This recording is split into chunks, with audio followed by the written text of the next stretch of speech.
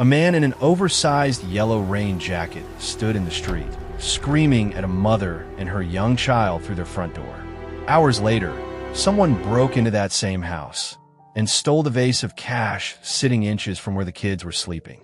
If quiet childhood horror is your thing, subscribe now, because this series only gets stranger. Around 2010, a small neighborhood in Springfield, Oregon, a family of four, mom, older brother, older sister, and her, 6 years old at the time. Dad was deployed. She was especially close with him, always struggling when he was away. Late one night, she sat on the porch with her mom, who was smoking and watching the rain. Cold, but peaceful, just the two of them enjoying the quiet. A man appeared, walking down the middle of the road. An oversized yellow rain jacket, out alone in heavy rain at an hour when no one else was around. Both of them noticed immediately. He began drifting toward their driveway. Her mom stood, took her hand, put out the cigarette. He stopped right beside their garbage cans. As her mom turned to bring her inside, the man started yelling. She doesn't remember the words, only the fear. Her mom rushed her in, locked the door, killed every light. She was terrified, crying. Her mom gathered all the kids into the parents' king-sized bed, everyone a little shaken. Nothing else happened. Eventually, everyone drifted asleep. That night, she had a nightmare she can still picture clearly, the man in the yellow jacket peering through their window. She woke terrified, crying, shaking her sister awake just to say she was scared.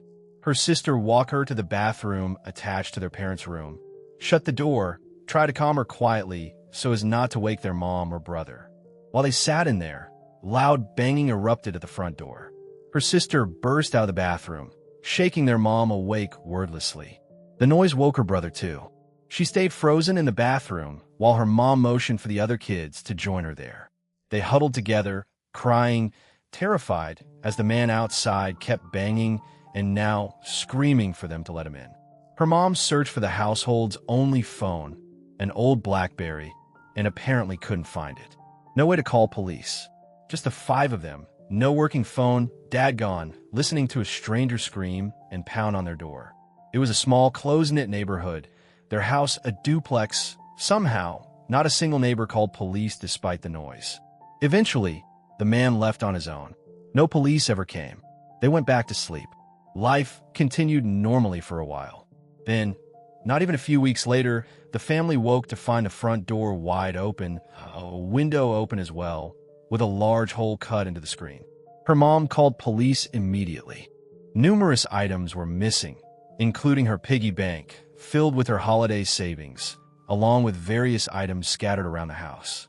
Most disturbing, a large vase filled with cash and coins the family had been saving for months. It had been sitting on her nightstand, right beside her bed, where she'd been sleeping the entire time. This happened long enough ago that her mother has since passed, and her dad wasn't present for any of it, so some details remain unclear to her now. The intruder was never caught. She still doesn't know if the man from that rainy night was the same person who broke in weeks later. No one was harmed in the break-in, which makes her think it might not have been him. The man in the yellow jacket had seemed too aggressive for someone whose goal was just cash. But she also, at some point, spotted what looked like the exact same vase sitting on the porch of a neighbor, a man who lived alone, someone the family rarely, if ever, saw. So honestly, she has no way of knowing for certain. Some threats never announce their real intentions clearly enough to trace. They just leave behind a vase, sitting somewhere it shouldn't be, and a question that outlives everyone who might have answered it.